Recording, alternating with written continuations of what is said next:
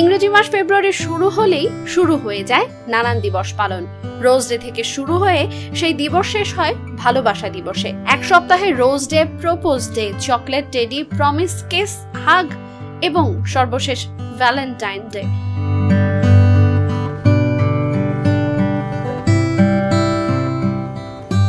ভালোবাসার মানুষের জন্য বিশেষ দিনে বিশেষ উপহার কিনছেন সবাই। রোজ ডেতে নিশ্চয়ই গোলাপ কিনেছেন। অন্য দিনের তুলনায় গোলাপের দাম থাকে বেশি এই দিনে, তাতে গোলাপ কেনা এড়িয়ে যাওয়ার উপায় নেই।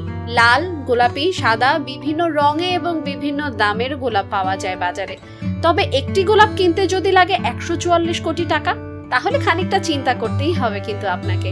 বিশ্বের সবচেয়ে দামি গোলাপ এটি, নাম জুলিয়েট রোজ।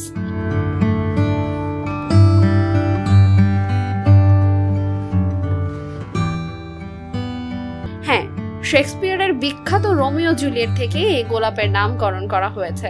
এই একটি জুলিয়েট গোলাপের দাম দিয়ে কেনা যায় কয়েকটি হীরার গহনা বা মার্সিডিজ কিংবা BMW গাড়ি। নিশ্চয়ই ভাবছেন তাহলে কি আছে এই গোলাপের মধ্যে যে কারণে তার এত দাম? পৃথিবীতে অনেক ধরনের গোলাপ রয়েছে, তবে কিছু গোলাপ তাদের সৌন্দর্য এবং সুবাসের জন্য খুব বিখ্যাত। তাদের মধ্যে জুলিয়েট রোজ সবচেয়ে দামি।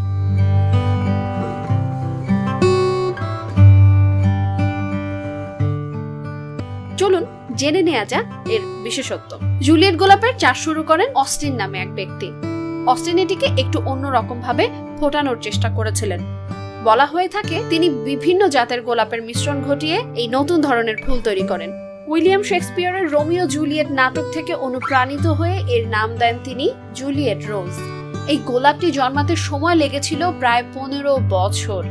2006 সালে ব্রিটেনের চেলসি ফ্লাওয়ার শোতে প্রথম পুরো বিশ্বের নজর কাড়ে জুলিয়েট রোজ।